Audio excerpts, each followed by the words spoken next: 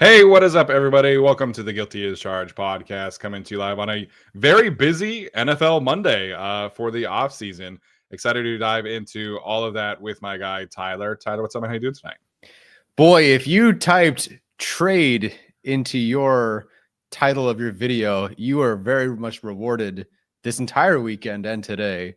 Boy, with the Luka trade and all the other trades in the NBA, Yeah, Myles Garrett, Cooper Kupp, pretty good decision on our part to go with a video on Monday, no less, which we never do. Really just feels like, I don't know, man. Like, I think something has to happen this year because it's just lining up a little too well right now. yeah. You and I were messaging about what we were going to talk about this week, and maybe I was inspired a little bit by the NBA trades that were going on. Yeah. I'm sad my guy De'Aaron is not on the Sacramento Kings anymore. He was a big reason why I started getting interested in the Kings, but I'm not like I don't have that strong ties to the Kings, so I'm Sure. fine. It's whatever. Yeah, I was thinking that okay, like this weekend Super Bowl Radio Row, like we'll probably hear about some guys who could be on the move, and then here you go, man. Myles Garrett trade request, Cooper Kupp on the move. So great timing. Appreciate those two for falling on that sword for us as content creators, and we can jump into the trade conversations right now. Yeah, no, it's perfect. I was trying to look through my phone because you were going to decide you were going to put Cooper Kupp anyway. We definitely were not putting Myles Garrett because No, weren't sure that was entirely a possibility. yeah, I don't remember who you almost put instead of Cooper Kupp, but you went with Cooper. Oh, Kyle Pitts was almost the option for today's video. You went with Cooper Kupp. I'm telling you, man, it's just working. I mean, we usually have some sort of plan. Yeah, coincidence. Watch, they'll go get like Kyle Pitts now, but yeah, I'll take whatever, man. yeah, we'll take whatever. It should be a lot of fun.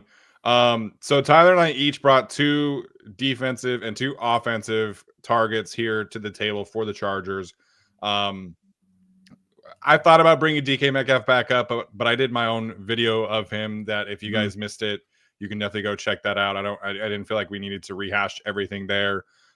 So if you want DK Metcalf, then that's great. That's cool. I think he could be an option for the Chargers, but I covered that in a different video. So different guys on today's show, and then the Myles Garrett thing happened, and the Chargers are third in betting odds to land Mr. Myles Garrett. So we figured we would at least include him, and then we can kind of discuss if we think the Chargers would actually be a fit for him. So it should be a lot of fun.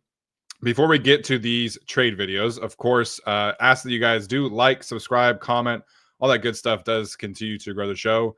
The amount of likes that we get does not match the amount of subscribers that we have.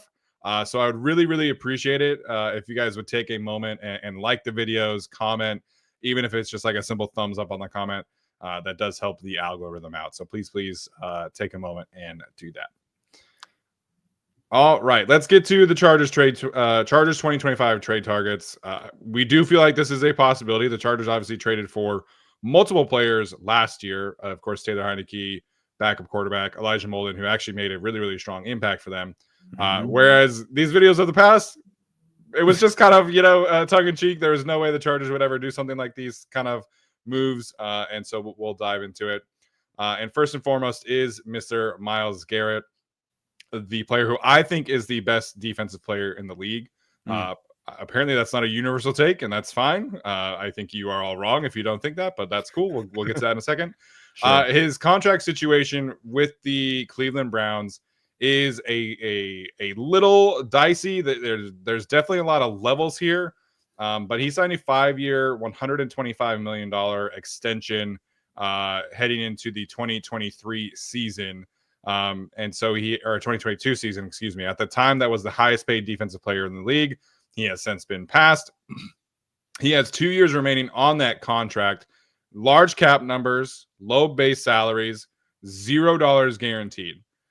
So basically, what that means is that Myles Garrett, he says it's not about the money. The reporters are saying it's not about the money, but part of this deal is that he is looking to get a new contract. He is currently the edge 5 on the market, and Nick Bosa has him beat by a full $9 million APY. $9 million between edge 1 and edge 5. So We're going to get to a lot of this, but the money is quite complicated. And part of that, for whoever trades for him or for the Browns, if they keep him, you absolutely have to extend Myles Garrett. In my opinion, that is going to be 100% part of a deal. And so, again, $9 million between him and Edge One is pretty crazy. And I think that will change with a trade. Oh, yeah, absolutely. And this is maybe of all the players on this list here, I don't care what you end up giving him. He is completely 100% worth it. We talked about more than most Rashawn Slater, Joe Alt. I mean, half of you, I'm sure, was sick of Steven talking about Rashawn Slater and Joe Alt, and they were amazing. Myles Garrett said, yeah, who? I'll take that lunch money, sir. Exactly. And I mean, you're talking a potential all-pro player, and next year's potential all-pro player. And Myles Garrett said, yeah, get out of my way. I'm going to wreck this entire game practically. That's how good this guy is. Like, he is genuinely, like, we were very excited when they traded for Khalil Mack, and it's different conversation, different levels to this. But we were excited for Khalil Mack. If they make this trade, like, I don't care what you pay him. He is that guy. If you don't have him as the number one defensive player in the league, fine. What's he, second, third? You know, and what do you go for something like that? I would be all for this one. Yeah, we'll get to some of the stuff of why the Browns would trade him, but why the Chargers would trade for him. He's the first player in NFL history with 4 straight seasons of 14 plus sacks. Do you know how good you have to be the first player in NFL history to have 14 plus sacks over 4 straight seasons? Like, the amount of players that off the top of my head could have done this and didn't, it is pretty extensive. I mean, you have like sack record guys, you have Hall of Fame players. Nobody in NFL history has done what Myles Garrett has done over the last 5 years. He's averaged 81 pressures over that time frame, and he's not like an amazing run defender. Like, I don't think he is. I would say that Max Crosby is a better run defender. I think that's fair. I think Khalil probably is as well. But nobody has the pass rush production that Myles Garrett has. His pass rush win rate against in true pass sets where he didn't have a chip or anything like that this past season was 42%. 42% is crazy, man. Basically, if you left him one-on-one, you had a 50-50 chance of losing that rep, which is insane to me. A lot of people would say, well, what about the helmet thing with Mason Rudolph? And we've kind of talked about this a couple of times. He's been a Walter Payton Man of the Year nominee twice from the Browns since that point. So he definitely has looked inward. He has made changes. He has been very involved in the community. And he's, by all accounts, a stand-up human being, a great teammate that other people would love to play around. And, some people said to me today, well, he's going to be 30 years old at the end of the season. I don't really care. Like, I think he has easily 3 or 4 more years left. I mean, we're watching Khalil Mack at age 33 have 17 and a half sacks as Chargers fans. And Myles Garrett is 29 and the biggest physical freak on the planet. Like, I don't think the end is anywhere close for Myles Garrett. I think he is very much in his prime. I think his prime is going to last for several more years. And if the Chargers traded for him, you are drastically altering the ceiling of your defense. And they would have to, kind of overcompensate in other areas. And then next year they would be able to maybe kind of push more chips in. But hypothetically speaking, if you had Myles Garrett, Derwin James, the development we've seen from the 2 young corners, Deion Henley, you bring back Poona Ford to your Tart, and maybe at that point you bring back Morgan Fox. You have Tuli Tuipulotu on the opposite side. Maybe you draft another defensive lineman in the 3rd round or whatever. That defense is in business, man, like in business. And Myles Garrett changes the entire math. He changes the ceiling. 100% worth whatever kind of contract he merits. He is, to me, again, best player in the defense and in the league, best defensive player in the league. And I don't think it's really particularly close. Yeah, this would change the ceiling of the defense. And look, we were right and wrong about this defense. Wrong in the sense that I did not expect them to be as good as they were with the talent that they had. And frankly, with all the talent that they lost and still managed to be good with. But right in the sense that they didn't have a ton of superstars on defense. And that's true. They had Derwin James, Khalil Mack, and even Khalil Mack, I would say, is a superstar, but a big name for sure.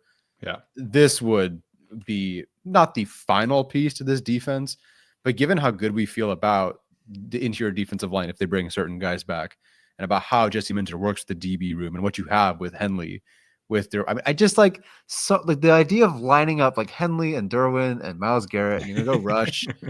Like, good luck, man. I cannot imagine what that would be like. For any concerns the Chargers might, have, or just, like make sure they poke around and ask the right questions, make sure this is something they definitely want to do. There are a few connections. Obviously they've played recently, but funny enough, Chris Rumpf, who's not on the team anymore, well, we'll see, but his dad recruited Myles Garrett to Alabama when he was the coach there. For what it's worth, Jim Schwartz, the Browns defensive coordinator this year, was the Ravens outside linebackers coach when Joe Hortiz joined the Ravens. And maybe more importantly, considering it's a trade discussion, the Browns' current assistant GM and VP of football operations, Catherine Risch, who we mentioned as a potential GM candidate for the Chargers, worked with Mark Trestman, the Chargers' current senior offensive assistant. There you go. With the CFL and the XFL. So if you just want to get a little bit more there to really discuss why like this could be possible, or that the Chargers could do their homework, there's some connections there between the Chargers and the Browns, or former Ravens and the Browns, or whatever. Even with Joe Hortiz with the Ravens, not that he was the GM, but the Ravens did trade with the Browns 2 times. So I don't recall if it's the same regime or not, but it's not like, there are discussions between these teams. And I'm sure Joe Hortiz was a part of something there. Yeah. So there's just like little things there that add up to this too. Like, Chargers have the money, they can get it done. They kind of have the opening right now, depending on what they do with certain moves. And if they cut Joey Bosa, like, love you, buddy, Myles Garrett, like, get over here on this team. Yeah. There's just a lot of little like breadcrumbs to this one that I actually think does really make sense. Yeah, I think the Chargers are one of probably the 2 or 3 teams that actually have the chance to make this happen. They have the money, they have the kit, they have the picks. I did not know about the Mark Trestman connection, so job well done by you. Connections are extremely important when it comes to trades, right? And some of them are obvious, some of them are not so obvious, like that Mark Trestman one. And so we'll talk about some of these connections, as we go along. But to me, on the field, this makes all the sense in the world. Where it gets tricky is the Browns' financial side of this is extremely muddy. So they are in cap hell. So a lot of people will bring that up. But that being said, if they trade him pre-June 1st, they actually lose money in 2025. So they would have to, like, if they tried Myles Garrett, they would have to do a lot of work otherwise to get under the cap. So from their standpoint, they would be much better suited to restructure this contract, extend this contract, and get Myles Garrett to kind of meet them in the middle, so to speak. And their financial situation would be much better off for it. And then obviously we just talked about how awesome he is for the Browns. Like, why would you want to trade this person? But at the same time, they're very clearly heading for a transitional period. And, they brought a lot of the coaches back. They decided to keep Kevin Stefanski, but eventually they are going to have to clean house here and I think start over. And trading Myles Garrett would be kind of the beginning of that opportunity. And so if the Browns are willing to stomach a post-June 1 designation, which means obviously that they would not get the cap savings until after June 1, they can actually spread the dead cap hit over the course of the next 4 years. And in 2027, they would get out of $33 million from this contract. So that is the best way that this happens for the Browns, is they designate it as a post-June 1 connection. And, for the Chargers or whoever trades for him, I don't think that really matters. Like, you still have the trade done. It's just like a formality for the Browns. They are currently slated to have 10 draft picks in 2025. They're projected for 2 more compensatory picks.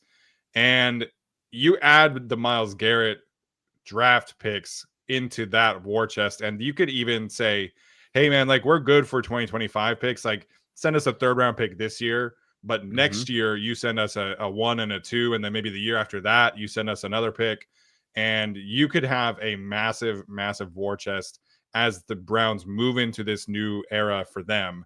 But it really the money side of this is really, really dicey. So I don't know really how likely this trade gets how likely it is that this trade gets done, because the Browns, they have that wonderful Deshaun Watson contract just hanging over their head, and they pushed a lot of chips in for this season. Like, they have a horrible cap situation, and trading Myles Garrett now, even if you post June 1 it, you lose money, and it makes it even more difficult to get under the cap, let alone even have enough space to go out and make moves. So I know he requested the trade.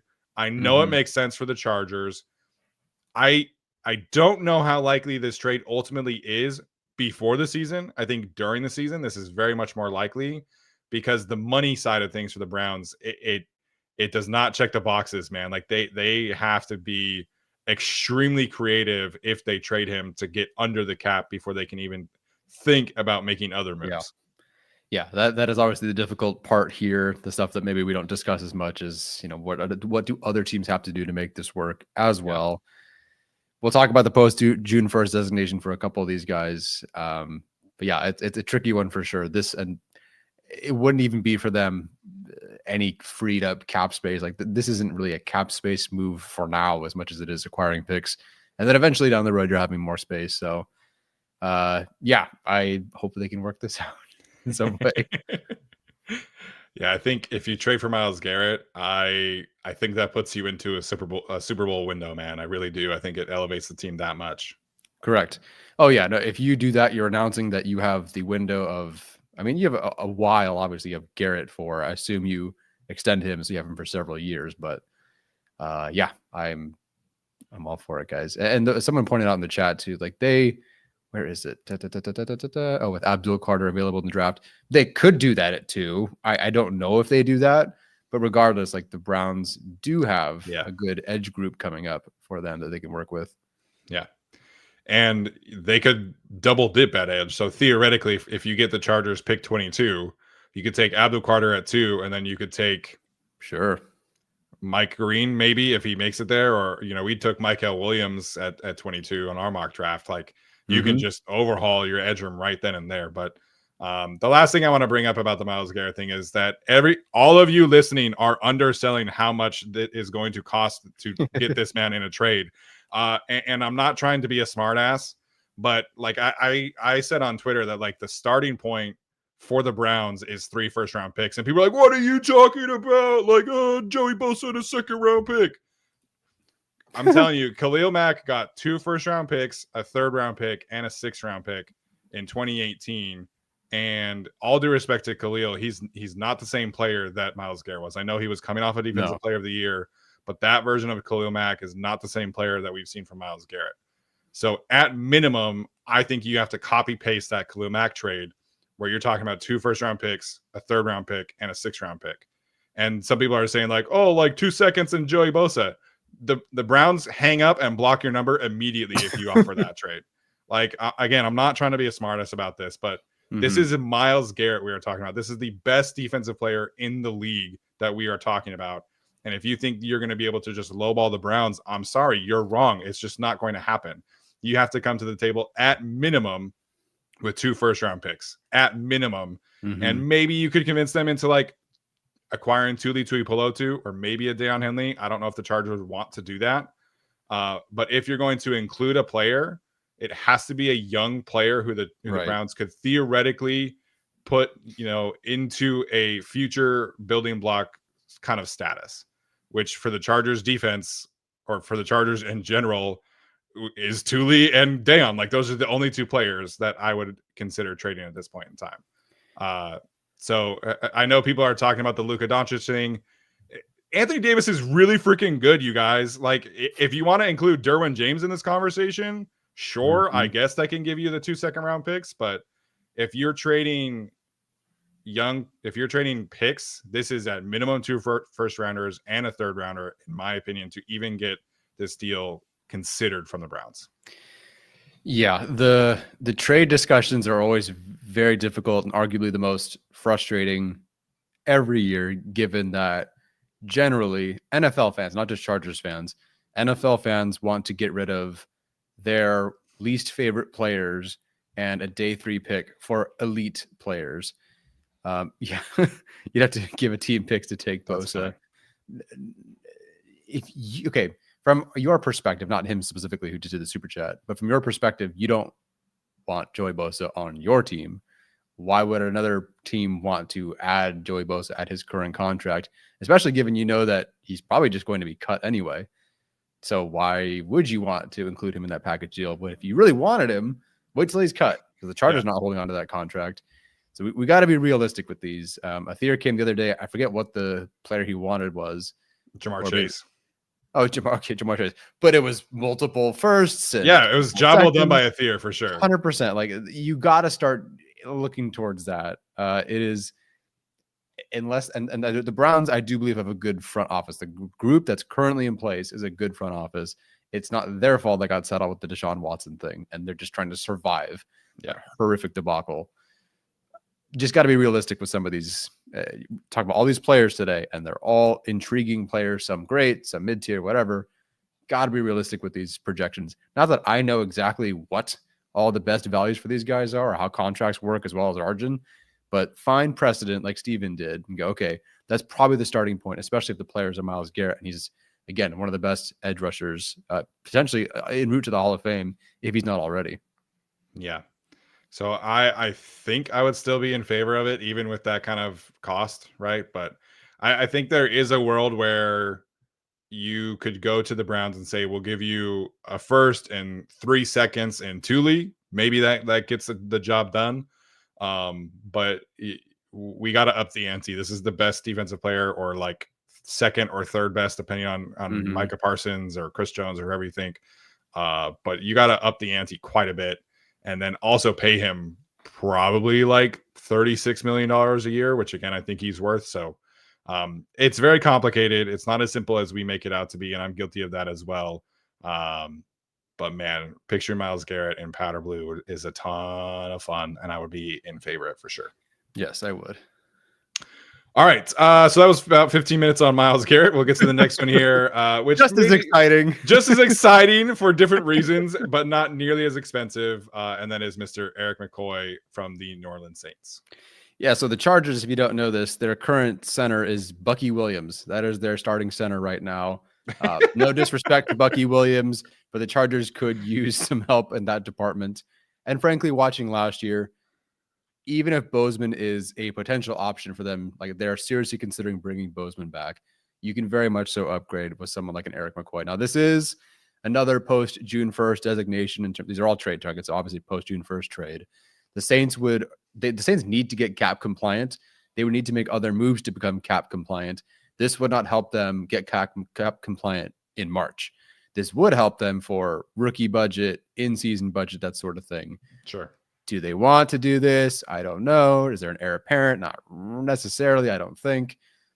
But hey, maybe they want to make this trade, and I would at least consider it. I believe, was it McCoy or Ruiz that Duke Manyweather suggested the Chargers go after?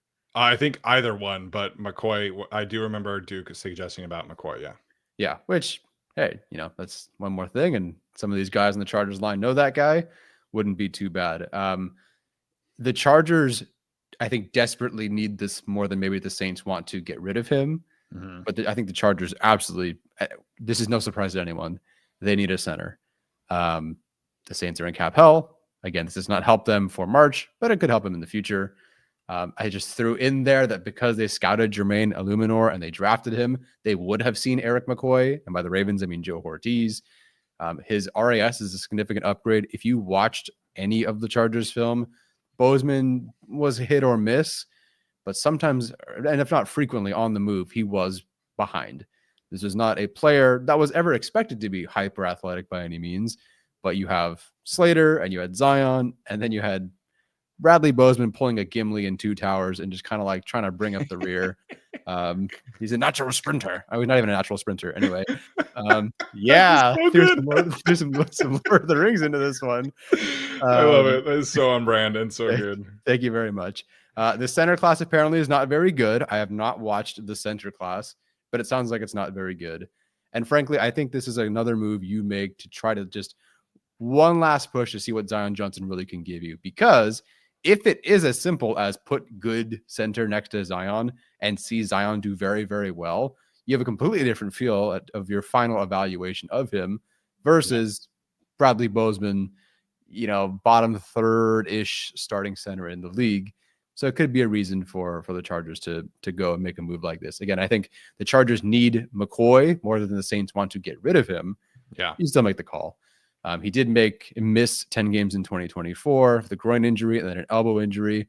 I'm not sure how much he was going to play at the end of the year, no matter what. He missed 2 games, and it was a season-ending injury, but it was 2 games. Yeah. And then I think it's just 2023. 2024 didn't play a ton. But 2023, there was a statistical decline. So you could be worried about the returns you're going to get. But still, I just think based on what he's done overall, I would go with him over most of the options that are out there because there just isn't much. Yeah, I think there's a lot to consider here, but I think this is probably the best center you could find this year, obviously from a draft perspective. But, all due respect to Ryan Kelly, I don't think he's had the kind of resume that Erik McCoy has. And he's pretty affordable, at the end of his contract here. Again, like Tyler brought up the post-June 1 savings. So I think this checks a lot of boxes in terms of the cost acquisition department. I do think you could maybe, send the Saints kind of a 4th round pick. Maybe you stomach more of the base salary, and that gives the Saints enough cap relief where you can make that done. In terms of his play, I would be curious. I'm not going to sit here and pretend to know everything about the Saints, but this past season or 2 seasons ago when he had his decline that you're talking about here, it was kind of like just a horrible year for the Saints offense in general. There were a lot of other injuries around him, if I'm not mistaken. Like Cesar Ruiz was really banged up that season. Cesar Ruiz, former Michigan Wolverine, by the way. So that could be another one. But I would be curious to go back and watch 2023 and see like how much of was that the coaching and how much of it was the cast around him. Because at his best, like this is an all-pro level center. And if the Chargers think they could potentially get that guy back, then it makes a lot of sense. And the Saints run game, it's pretty similar to what the Chargers do. It's a lot of gap. It's a lot of pulling. It's a lot of power. And he's been very familiar with that. So I do think on the field, this would make a ton of sense. On the cap sheet, it makes a lot of sense. Very affordable. And he is the best veteran center that you could potentially go out and acquire. Yeah. So I don't know if this happens. Jacob asked if there are rumors regarding McCoy being on the trade block.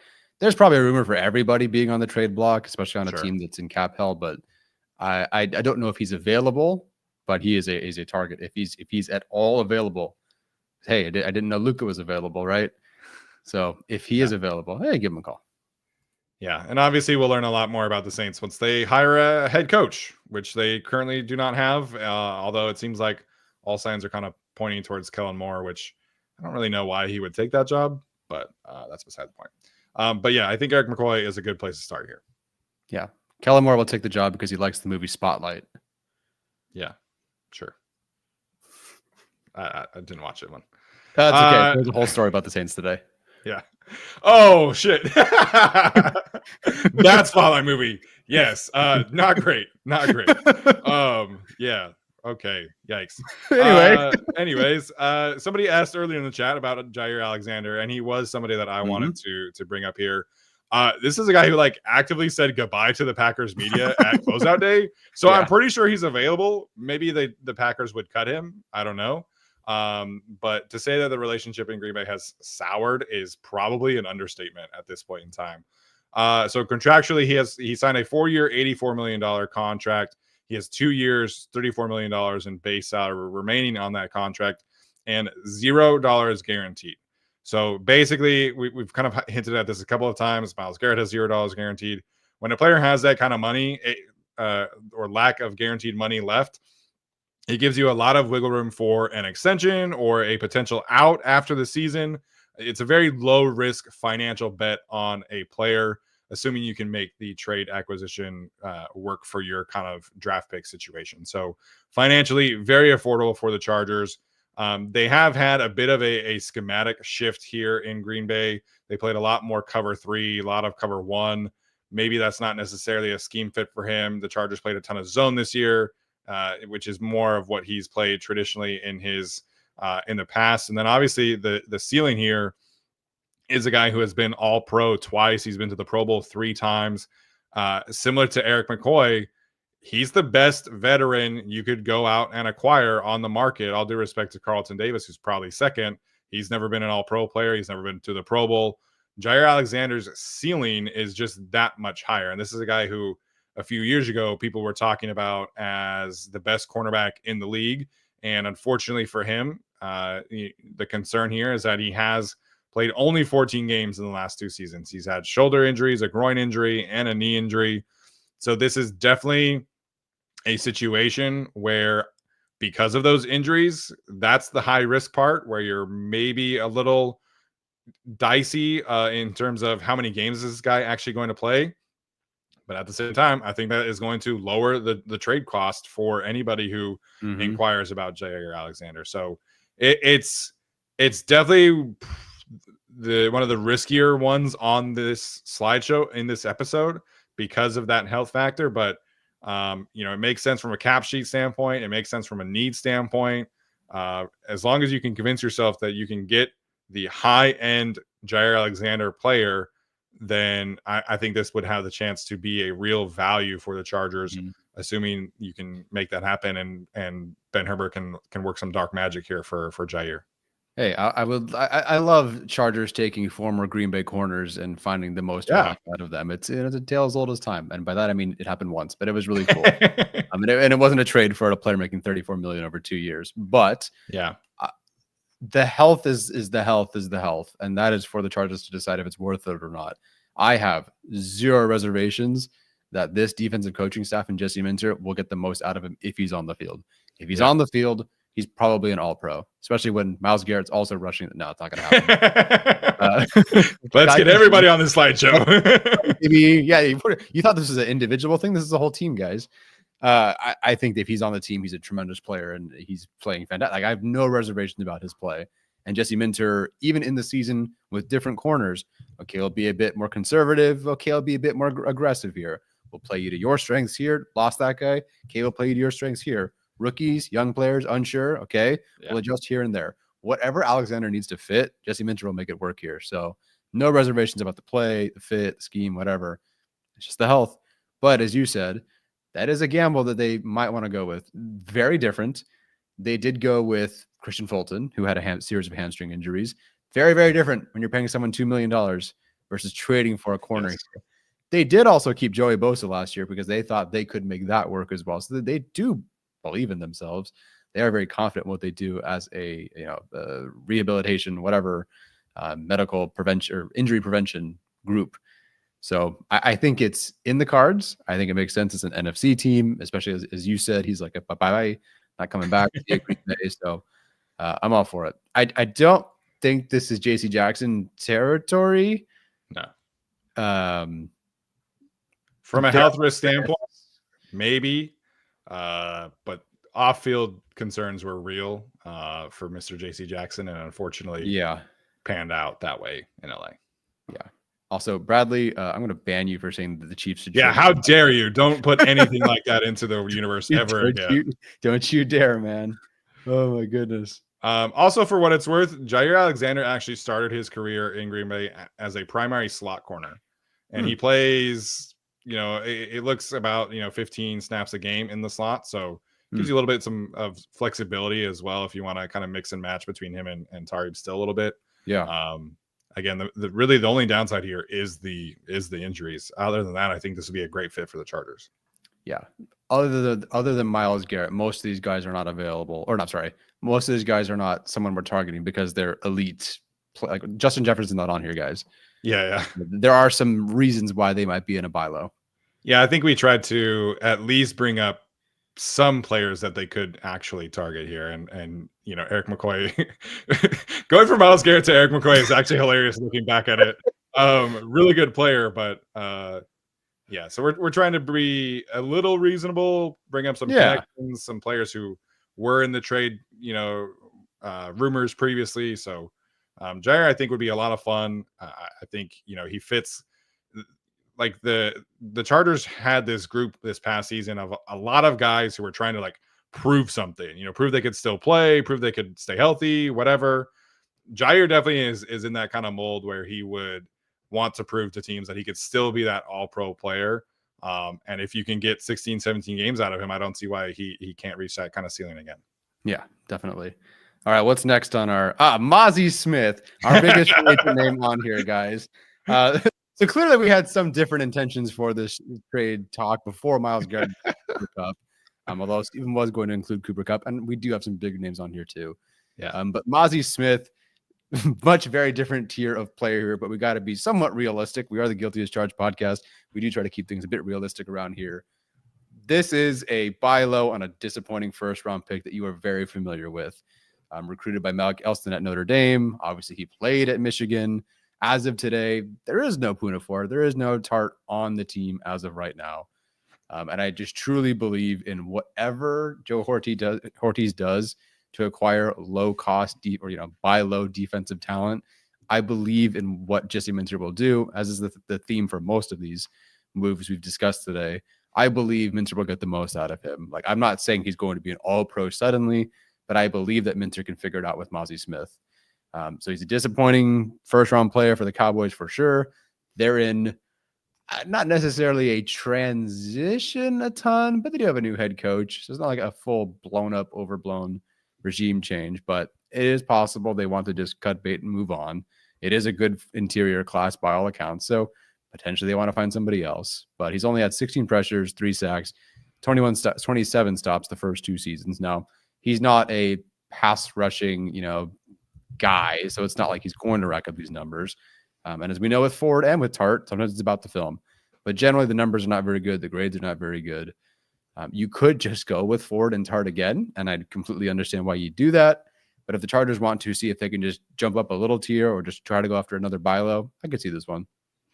Yeah, I think with Mazi, like 100% has been a disappointing player for the Cowboys. But at the same time, they have not really put him in a position to succeed. He played at Michigan. He was listed at 310, or I think it was 315. Let me make sure about this, actually. So at Michigan, he was listed at 320, excuse me. His first year in the league, they asked him to get down to 305, and he played a lot of like 3-tech, 4-eye. They try to turn him into a pass rusher. And then they bring in Mike Zimmer, and they got him back up to 330 and had him playing nose tackle. Like he was their nose tackle, for all of you that remember what Linval Joseph was like that was what Zimmer was trying to turn him into. So the Cowboys have had no vision for how to use this player. They have not put him in a position to succeed. They've had his weight go up and down, and you're a pass rusher, you're a run stuffer. I understand he's been a disappointment, but coaching matters a lot. And so the Chargers would have definitely a plan for how to maximize this talent. And this is still the same kind of athlete that Jim Harbaugh at the time, before Kenneth Grant existed, called him the biggest defensive line freak he's ever coached. He said that again about Kenneth Grant 2 years later, for what it's worth. But the talent and the athleticism is still there. I think he needs a different scenario. Like, he needs a change of scenery. He needs to go to somebody who can maximize his talent. And the Cowboys have not shown that they are that kind of player. He's going to change schemes again with Matt Eberflus coming in, and I don't like that fit very much at all either. So this is probably a really low risk cost that you could acquire from a trade acquisition standpoint. Again, I don't think the Cowboys think he fits the scheme. So you can throw a day 3 pick out there and potentially get this, like the same talent that was a first round pick, I think is still in there. It's just, you got to get him in the right situation. Yeah. And I don't know where he's at. I can't pretend to watch a ton of Cowboys film, but at Michigan, I mean, they had him doing stand-up edge rusher reps on occasion. Like, this guy was very athletic, very talented. I didn't think he was like Mason Graham by any means, but he was a very, very good prospect that is definitely there. And I definitely think this coaching staff can get the most out of him. Yeah, I think this is like your potential upgrade over Otito in 2025. I don't think this is like a starter, but somebody who can come in and play a rotation, and maybe next year he could become a potential starter. All right. Before we get to Mr. Cooper Kupp, have to pay the bills. Have to tell you guys about our friends over at Prize Picks, the best and easiest way to consume daily fantasy sports. Tyler has mentioned this, but they have a 0.5 yard special for Patrick Mahomes in the Super Bowl, aka free money. I know a lot of us as Chargers fans probably would rather not have Patrick Mahomes win us money. But hey, man, you got to do what you got to do for the wallet, man. You got to support yourselves and go to prizepicks.com/guilty. And make sure you get a little extra skin in the game this upcoming Sunday for the Super Bowl. I'm a big fan of Super Bowl squares, so if that's more your jam, like I totally get it. But daily fantasy, super easy to use. Great specials for this upcoming Sunday during the Super Bowl.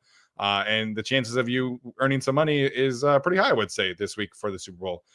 So please go check it out, prizepicks.com/guilty. It does genuinely help support the show as well. Again, that is prizepicks.com/guilty, code guilty at checkout. All right, let's talk about Mr. Cooper Kupp, who tweeted out today also a goodbye to his team. According to him, the Rams are going to trade him. They're going to try and work out something that works for everybody. I think they're trying to do right by him. And so I totally get it. You know, he was their Super Bowl MVP. This is a guy that the Rams are probably going to take care of in a certain situation. Maybe they don't want to send him to the opposing locker room and just say, stay in LA. I don't really know. But I do think this makes some sense for both sides here. As an aside, it's hilarious to see Les Snead go from the fuck them picks guy to give me all the picks guy in the span of like 3 years. It's a great character arc for him. In all seriousness, Cooper Kupp, he signed a 3-year, $80.1 million extension after the 2022 season. And for the Chargers, financially, you could save around $20 million by moving on from him after this upcoming season. So I know that there are some concerns here about his age and his usage. If it doesn't work out, you have an easy peasy out after the season, where you could just move on pretty quickly, depending on what kind of cost you're getting here. So the Rams could potentially be in rebuild mode. You know, Stafford has to make his decision if he's going to play or retire, but they have made a decision about Cooper Kupp. They are going to move on from him. Stylistically, I think this is somebody that is perfect for what Jim Harbaugh wants to do. To me, this is like Anquan Boldin 2.0, who was obviously on the 49ers at the tail end of his career. Blocker, physical, chain mover, all that kind of stuff. While still being a pretty effective player, he definitely has taken a step back from when he won the Triple Crown. But he averaged 1.97 yards per route run versus man, and that was 21st best among starters. He was actually ahead of T. Higgins, who all of us want the Chargers to go get in free agency. So he can still play, but there is definitely a step back that has occurred. And there's been some injuries, which I think is the primary concern here. Yeah. He had a tightrope surgery after the Super Bowl and has had several foot or ankle issues since that point. I think he's had like a foot sprain and a couple of ankle issues. So health, again, is definitely a concern, which is why I think the Rams are moving on. And then the decline in yak per reception and yards per route run. So this is not the same player, obviously, that we were talking about who won the Triple Crown. Right. And then from a fit perspective on the field, he does play 65% of his snaps from the slot, but I do think this is somebody who has the body type and athleticism to play on the outside. His work on the outside is fairly good. It is fairly efficient. So this isn't, to me, this is different than like the Keenan Allen conversation, where Keenan is almost exclusively a slot receiver. And we've seen several years of evidence where he cannot play on the outside. Cooper Kupp, the fit would be a little clunky with Ladd, but I do think there's enough outside versatility for him and Ladd to coexist. Yeah. But I understand why others do not share that same kind of opinion. Yeah, this is, I think, maybe the most balanced I've seen Chargers fans on this one in terms of like, go get him, or hey, like there are some concerns here. I definitely am worried about the injuries, as I think many are. It is the primary reason to be worried. Part of it is the statistical decline, which correlates, I'm sure, with these injuries. 5 games missed in 2024, 4 games missed in 2023, 8 games missed in 2022. Not exactly where the Chargers are trying to get, I think, at the receiver position. With that said, not that they go get Myles Garrett, but they can do a lot of things in free agency in the draft this year. If they do feel like they just want to go get a player, I would completely understand Cooper Kupp. He's almost 6'2". He is over 200 pounds. This isn't I don't know. It's not even Ladd McConkey, who's not exactly like short and tiny either. This isn't Darius Davis that they're going to go get right now. This isn't drafting Tez Johnson, whatever weight he is, 156 or whatever heck he is. This is a bigger slot guy, I guess, who can make it work. If you say his ceiling is, just under what McConkey's been doing with maybe less juice, I mean, I don't mind in a year where you're trying to, maybe even go further in the Super Bowl, or excuse me, in the postseason.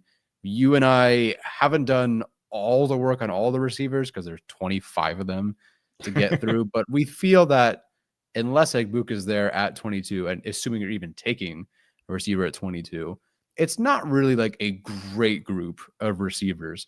So if they'd rather go get, even though there's some uncertainty with Kupp, if you'd rather go get someone who's got, maybe misses a couple of games, but there's 800 to 1,000 yards in there, you can work with him. He blocks, he fits what you want. If you want to do that over spending a round 2 pick on a player, I would totally get that.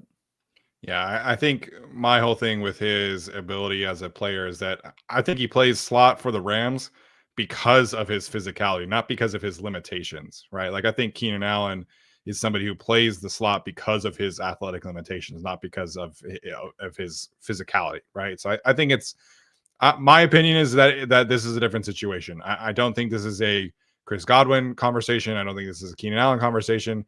Even last year, he hit 20 miles per hour on several of his biggest catches. So he still has that kind of juice. It's just not the same kind of creativity maybe after the catch, I would say. So I totally get the concerns. The Rams, again, might not even want to trade him to the Chargers. But we just saw the Chargers trade Keenan Allen for a 4th-round pick. I feel like that's pretty reasonable. I know everybody in here would probably prefer DK Metcalf, but again, I think we are lowballing the kind of cost that it would require to get DK Metcalf, where for Cooper Kupp, you're sending a 4th-round pick, and if it doesn't work out, you can just cut him in the offseason and move on for super cheap. So I think this is a pretty affordable transition here. I think if I had to rank like T. Higgins, who's a free agent, DK as a trade acquisition, Cooper Kupp as a trade acquisition, I would probably put Kupp 3rd. But he's very clearly ahead of anybody else on the veteran market that they could potentially acquire as well, in my opinion. Yeah, and we discussed, and I think maybe someone in the chat said it, or maybe you said it on our last show when we opened with talking about the offensive, free agents and draft and whatever. Maybe they don't have to go for an A+ player. They don't need to go from whatever they were to an A for that. It'd be great, but it's the NFL. It's not a perfect world. It's not going to happen. So they go from, I don't know, what do you want to call the Chargers room? B- because of McConkey to B+ A- with Cooper Kupp. Hey, that's not bad. Yeah, I do agree. Kevin points out this Liam Cohen, his former coach, could definitely trade for him as well. So we'll see what happens. Cooper Kupp has been on the West Coast his entire life, though. I would think that maybe he wants to keep doing that. Not that the Chargers are that place, but I don't know if he would want to go all the way to Florida if the Rams care about doing right by him. Yeah. Our next one here, a player who is very, very much would be at the top of the list here for me. Yeah. I loved Garrett Wilson coming out of the draft. This is your choice here, so I will let you fire away.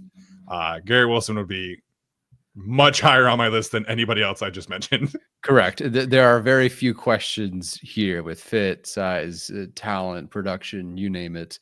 And he's potentially not thrilled being there with the Jets. We'll see what's happening with Aaron Rodgers. There's really no definitive answer there.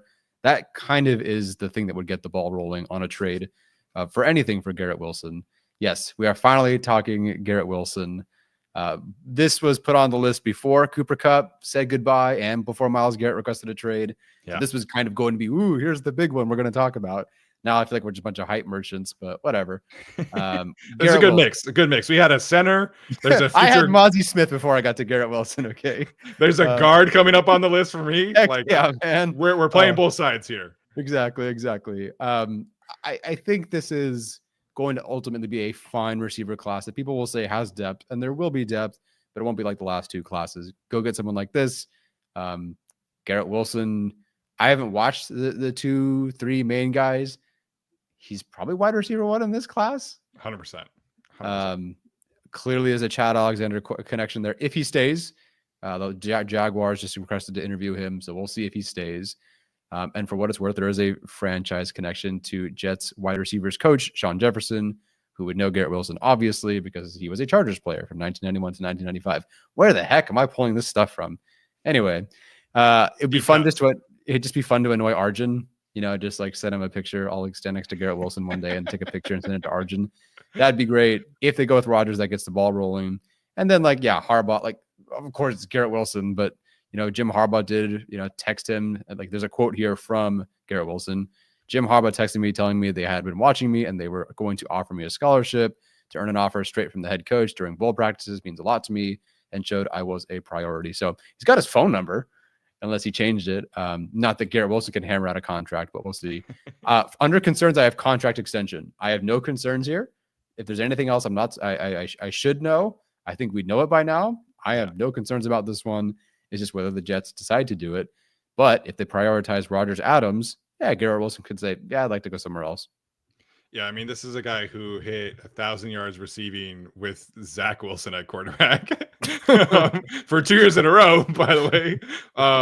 No, Garrett Wilson's an awesome player. I think in a better situation, this is a guy who is elevated into a top 5 receiver conversation. Like the skill set is definitely there. He gives you the size. He gives you the yards after catch ability. Clearly can make plays on the football, as we see with the picture here. The trade acquisition cost, I think, is a little tricky because this is a player on his rookie contract. So players of this caliber on rookie contracts generally do not get traded. I think you could make an argument that you could get this done with like a couple of seconds, maybe. But this is a very interesting conversation. There was a quote from him at the end of the season, basically throwing Aaron Rodgers under the bus because he wasn't involved because he's not Devontae Adams and like Aaron only has Devontae. Like that was the insinuation. And so if Aaron is back, Devontae is back, I would easily see a trade request incoming for Garrett Wilson. I can't imagine he wants to just run it back with that dynamic again. So we'll see what the Jets do. They've got to make that decision in the next 5 weeks or whatever it is. But if Garrett Wilson is available, I think there will be several teams lining up to potentially acquire him. And Garrett Wilson and Ladd together, man, the yards after catch potential between those two, like the contested catches, the speed, oh man, it just transforms the Chargers wide receiver position in right away. I would love this one. I think Garrett Wilson, I still think I would probably have Jamar Chase over him as a prospect. But to this date, Garrett Wilson is my favorite wide receiver prospect I have studied because he just was so much fun, so creative, fast, physical, everything. Like the only concern on the field is that he's 6 foot. He's not 6'2", but who cares? Yeah. All right. Chat and for Steven as well. Which Garrett, Myles Garrett or Garrett Wilson, including all the compensation? That's a really difficult question. Because he's still on his rookie contract, I would probably say Garrett Wilson. That's fair. I would also go with Garrett Wilson, but I'd be perfectly fine with Myles Garrett. Yeah. Or both, as Chargers 4521 points out. Yeah. Both Who needs cool. draft picks? Who needs draft picks? Yeah, hey, we'll take on the LA Rams mantra. We're switching roles here in LA. That's what we're here for. Exactly. But yeah, man, Garrett Wilson would be a ton of fun. Yeah. All right. So I also have a former New York Jet in Mr. Bryce Huff, who obviously has the Jaire Alexander connection as well. This is a player that Dan Graziano, did mention as somebody he thinks will get traded in the offseason. So this is kind of a combination of my opinion here and potentially somebody who is pretty realistic. He signed a 3-year, $51.1 million contract this past offseason with the Philadelphia Eagles. That if you're ever wondering why the Eagles can get away with what they do, I want you all to go look at Bryce Huff's contract on Over the Cap, because they have void years on this contract through 2030. So they signed him to a 3-year contract and they attached 4 void years to that contract. So they could technically have him on the books until 2030. It's crazy. his base salaries for the next 2 years, I think, are like $2 million. So I'm pretty sure you would have to rework this contract after trading for him, just because, I don't know how trading for void years works. But yeah, his contract is hilarious. Go look at it. It's some real Howie Roseman dark magic. But essentially, this is a guy that the Eagles flat out benched. He was playing about 60% of the snaps before their bye week, and then that decreased to like 40%. And then he was like inactive and not playing. So they were basically going with Nolan Smith, Brandon Graham, and Josh Sweat. Josh Sweat is a free agent. Brandon Graham is also a free agent and potentially retiring. So the Eagles are going to have to do something at the edge rusher spot. And I think they probably will bring Josh Sweat back. And maybe that becomes kind of going towards the draft, etc. I don't really know. But it sounds like everything that I've read that the Eagles media does expect Bryce Huff to be moved. So then the question becomes about fit. It becomes about cost. It becomes about need. And the Chargers need this kind of pass rush juice. They do not have a designated pass rusher type. It's why I want them to get one in the draft. They definitely have to get younger. He still is just 26 years old. And then obviously there's the connection to Chad Alexander. So the Chargers like this kind of player. They just didn't have one this past season. You look at Josiah Stewart, you look at Joshua Uche, you look at Kwity Paye. The Chargers like this kind of body type where it's maybe a little bit undersized, but it's fast and it's powerful and you can get pressure quickly. And that is Bryce Huff. So I think he fits that kind of type. He is definitely a below average run defender. His run defense grade from this past season was like 37. It was really, really bad. But that's not why you're paying for him. You're not trying to go get a run defender. You're trying to go get a designated pass rusher. And in 2023, he had 67 pressures, 10 sacks, and 12 quarterback hits. So again, if you're the Chargers and you think you can get that guy in LA with Khalil and Thule, I think you make this trade 10 times out of 10. He did miss 5 games this past season with a wrist injury. He was benched. You don't really know about all of that stuff that's going on behind the scenes. But on the field, I think this checks a lot of boxes.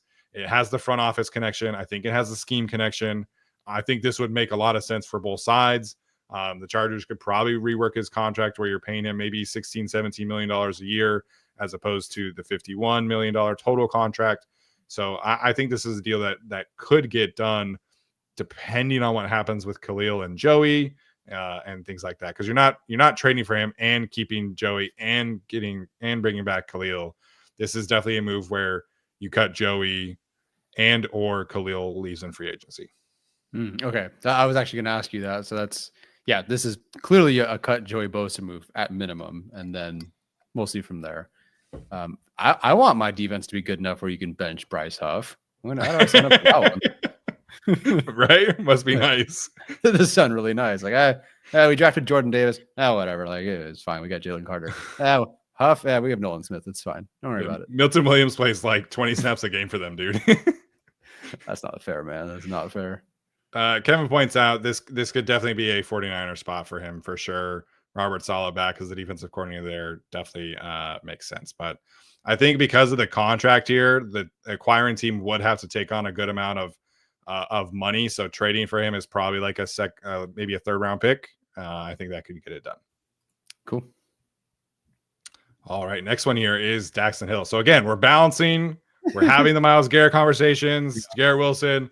Now we get a player who barely could get on the field for the Cincinnati Bengals. That's right. Let me tell you about this player who could barely get on the field for the Cincinnati Bengals.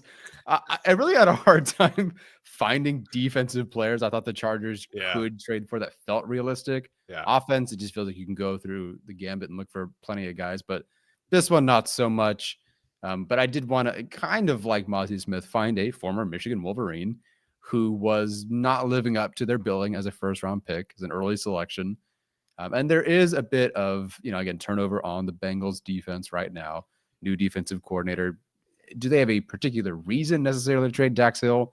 No. Is he on some expensive contract they're trying to get rid of? No. They still have one more year on the deal. They have the 5th-year option as an option there. Same thing like other DBs we've discussed, and really everybody on defense. Menzer can make magic happen with these DBs. The athletic profile, every room goes up tremendously. He can blitz, he can cover, he can drop deep. It's very much so what they like to do with Derwin James and Deion Henley. Like, he has the athletic potential to do that. And I think in Michigan, he definitely did that. So I think they have a role or a kind of role for him that I think would fit him very well. I feel comfortable with the coaching staff, clear familiarity with this regime. The issue, of course, he tore his ACL in October. So week 5, not the worst thing to tear. If you're going to tear your ACL, week 5 is not too bad. You also, and I think this is probably where they end up going, you just bring back Elijah Molden, you have Tarheeb still, and you're pretty much getting 2 guys who can fill out this role here. But if you did want to really heighten the athletic profile of your defense, that Dax Hill could be intriguing here. Yeah, it's a real bummer it hasn't worked out. He was a great watch in college because of his versatility, the way he played the run, his speed. Obviously, you brought up his athletic profile. His film was fantastic, and maybe that Jesse Minter guy kind of knows a thing or two about coaching DBs. But yeah, I think for the Chargers, this is maybe more of a conversation if Elijah Molden leaves. Obviously, if Elijah prices himself out. The Bengals also are switching defensive systems right now too. So this could be a situation where they decide to move on from him. This could be a cut candidate, all that kind of stuff.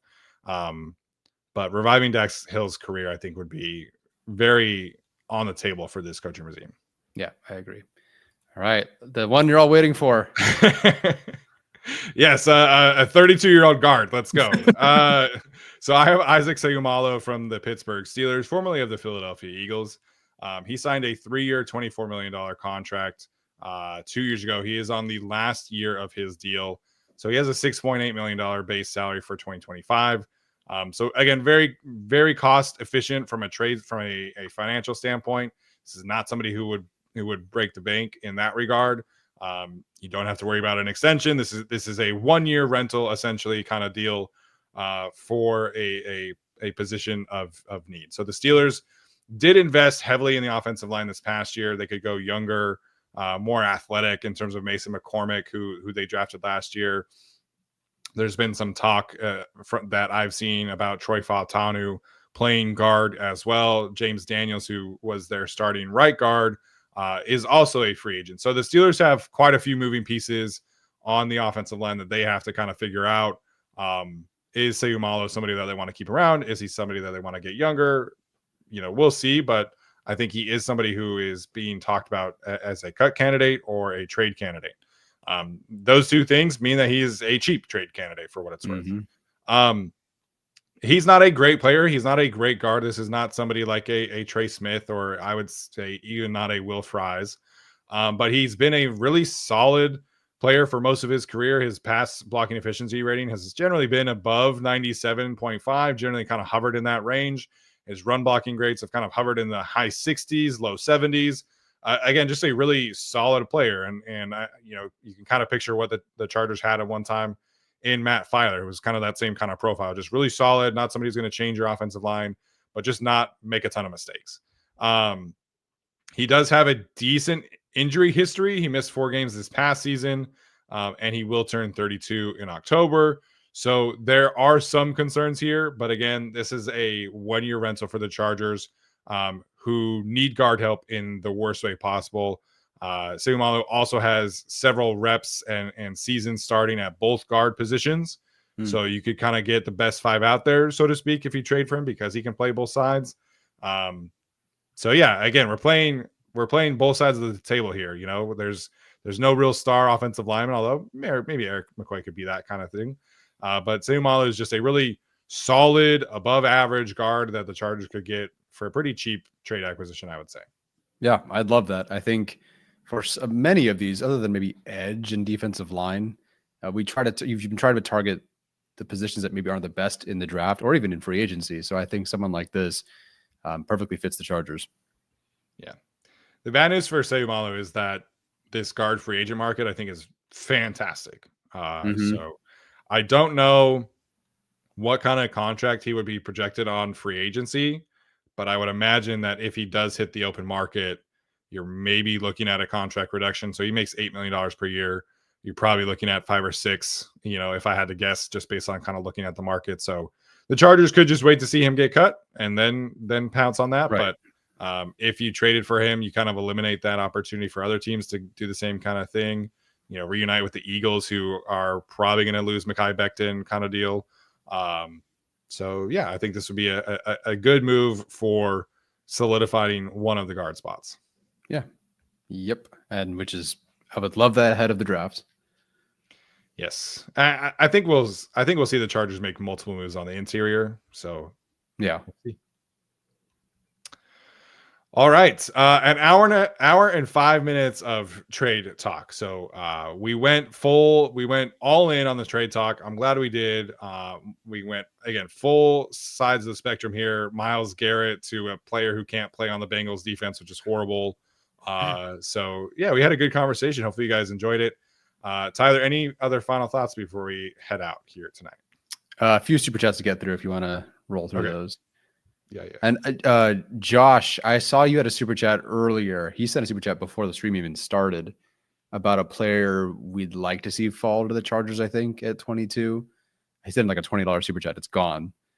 So I don't know if you want to, I don't know where it is. Like it went away after we started the stream kind of thing? I think so. Yeah. I was looking at the stream 2 hours before we started and there was a question and it's gone. Okay. Well, Josh, thank you so much for sending that in. I think it's no secret for me that Mike Green is like one of my main draft crushes at this time. So I would thought heading into this, Senior Bowl week that maybe he would just be there outright. But now people are talking about him as like a top 10 pick potentially. Dane Brugler brought up sending him to which team was it? I think it was like 7 overall or 8 overall. Yeah. There is also a certain situation that needs clarifying for sure of why he left Virginia and was at Marshall. And if you are in our Discord, you got some information about that. But on the field, super fun player. Yes, that situation. Yeah. Yeah. So shout out Alex Katzen. He was the one who shared that one. Correct. And another thing I think you might have missed while we were on live. Oh, okay. Well, reaffirming thing of the same thing. So do you have a player you would want to see fall at 22? You haven't really done a lot of work on the top like 10 guys ish, I don't think. No, I mean, I watched Pat Bryant today and he's like at 132. But I really couldn't tell you about the top of this draft at all. I'm very useless for that. I have watched Mike Green. I watched a lot of like bigger DN edge rusher types to start. So like Ivy, Landon Jackson, some of these guys. Then I watched Mike Green. And good Lord, like that was so much fun. I don't know about top 7. That's a heck of a top 10 player in this draft. I don't know about that, but yeah, he's a ton of fun. He's rabid. He's relentless. I think his best plays are somehow all in the last 5 minutes of the fourth quarter. I feel like of the games that I watched, he's extremely nimble, quick. Like he's until I read the Discord, he was that guy. But otherwise, I don't really know any of these other guys. Yeah. When you play like he did against Ohio State, yeah, man, you're the truth. And then he went and had a great Senior Bowl. So he's going to have a very important interview sessions at the combine and have to clarify what happened at Virginia. But if teams can clear his character background, then I'm all for it. Yeah. Okay, from Putts and Bolts here, he says he never misses a show, but usually don't get to watch live. What do you know? 2 shows in a row. Love that. Name some interior offensive line trade targets, please, and thanks. Love the show. Books up. I think he meant bolt up, obviously. We talked about a couple. Yeah, good reading. Yeah. Quality interior offensive linemen are tough to find on the trade market. It's not really a position where you can really go after multiple guys. So Erik McCoy, Isaac Seumalo, those were 2 good ones. Did you have anyone else you thought of? On the trade market? No, not that I'm aware of. I can't think of anybody. I tried to find one, and Seumalo was pretty much it. Yeah. Cash Cab in here. Again, love the show. He wants to know how we are feeling about Chip Kelly getting hired as offensive coordinator for the Raiders. I'll tell you what my dad said. My dad said, Raiders fan, for those who don't know, he said Let me find it. It's important. Never been a big Chip Kelly fan. So there's the endorsement. Nice. I think this is a good hire for the Raiders, unfortunately. He's going to design a heck of a run game, and it's going to be a pain in the ass for the Chargers to defend because he also does a lot of quarterback run game. But he's got to get a quarterback who can run his offense. Maybe that's just drafting Will Howard, but yeah. I'm not like, I don't think Will Howard is like, a top 15 quarterback type in the NFL. Like he's very much, at best like a Jared Goff type with more athleticism, but he's not somebody I would be like worried about. So I think it's a smart hire. I saw some reporters were kind of speculating that he would be like the Raiders coach in waiting, essentially, which is how they were able to kind of pull him away from Ohio State. Chip Kelly as an offensive coordinator, I think is really, really solid. When he has to be the guy, I think that's where he gets in a little bit of trouble. Like he was at UCLA with unlimited resources, and he was like, I don't want to recruit, I just want to coach. This is kind of an issue for the current landscape of college football. Yeah, definitely. I think it's a solid hire from a play calling standpoint. Yes, Howard is not an elite quarterback prospect. They just need to get above Aiden O'Connell and Gardner Minshew right now. Yeah. I do think that probably takes them away from Russell Wilson. Not that that matters for us because that would have been doesn't strike me at all as a match. No, but I think that is a fit for like Justin Fields because I think it's a very similar, Greg Roman type of field where you got to be able to run the football as a quarterback. Yeah. Obviously, he coached Marcus Mariota, as MSN Shades points out in the chat. Mariota is not a starter, like unequivocally. Maybe he's the backup, but you got to go get somebody who can run his offense. Easton Stick. Yeah, go start Easton Stick, sure. But I think it's a smart hire. I think it's a good hire. I don't know. Like the Raiders have to figure out what to do at quarterback before I really put too much stock into anything. But Chip Kelly will get their run game right. They were a horrible rushing team this past season. Like I think they were. Their success rate was like worse than the league by 4 or 5%, if I'm not mistaken. So Chip Kelly will get that part right. Yeah. Hopefully somebody in the AFC West can elevate their rushing offense. Yeah. Thomas says Hendon Hooker. I think that would make a lot of sense for them, honestly. But, did we do Dark Samus and Super Chats? I didn't see them. I only see the two on my end. Okay. So here's one. That's true. Harbaugh values the O-line way more than the defense because it doesn't matter how good your defense is. You're not going to stop Mahomes, sustain drives, keep your defense on the field, convert on third down. Well, he didn't mention interior offensive line. Oh, wait, he did. Dark Samus, here we go. Is Greg Zabel a center/guard for the Bolts? Day 2. It's Gray Zabel. Unfortunately, I think he will be gone at that point in time. Dane Brugler was talking about him where there is a lot of love in the league around Tyler Booker, but he does think that Zabel is firmly in play for the first interior offensive lineman drafted. There's a lot of folks who are comparing him to Graham Barton, who Graham Barton went at the end of the first round last year. And honestly, like I think it makes a lot of sense. I think Graham Barton was a better tackle. Obviously, at Duke versus North Dakota State matters as well. But very similar body types, athletic traits. So I get it. I think he is gone by like pick 48. Like he's a top 50 selection, I think, basically. Okay. Gotcha. So just misses the Chargers, I think. Yeah. Insert North Dakota State offensive lineman in round 2 kind of feel. Yeah. Although I think Mock was a 3rd round pick. Okay. Fine. But he was not nearly as good as Zabel. Yeah. In my opinion. And then we have one from Athir here, $20 super chat. Thank you. Tyler and Steven, I hate to do this because I trust my coach and GM. The Chargers will shock the NFL on draft night. First 4 picks, edge, tight end, wide receiver, running back. Let's go. Get Herbert some weapons. MVP season, here we come. I don't think that's off. If that were the end result, edge rusher first, then a tight end, wide receiver, running back, I don't think that's a bad way to go. I think that makes sense for some of the depth, like running back, for example. Yeah. Prioritizing edge. I don't think it's not a bad call there. Yeah, if you can solve defensive tackle in free agency, that is definitely a scenario where I could see that making sense. This is a great running back class. You could definitely wait until day 3 to take a running back this year, or you could take one earlier. I think that's definitely possible. There's been 2 prominent mock drafts recently that featured Ashton Jinty at 22.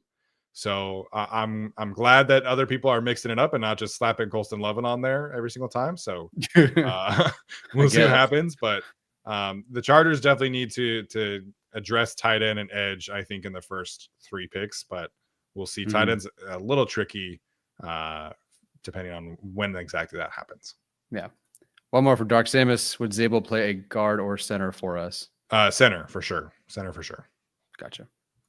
Cool. And I love his fit in this offense as a center. Like you talked about the athletic issues, those are all gone if you take Ray Zabel. I was listening to, or not listening, it might have been I think I saw Duke saying that he's gonna do like freakish things at the combine. So this might be a first round play. I was gonna say that would be a top 40 player at minimum. Yeah. So who knows? Maybe he's a pick selection at 22. I don't know. Is that that's a little rich for me, but yeah. I could understand why they could potentially consider that. If you go get Will Fries and like a Patrick McCarry, and then you draft Gray Zabel, like now you're cooking with gas on the offensive line. That'd be fun. But they have 3 first-round picks on the offensive line currently. Like there are other positions besides offensive line, as much as I would like to see it. Yeah, Infinity Stones.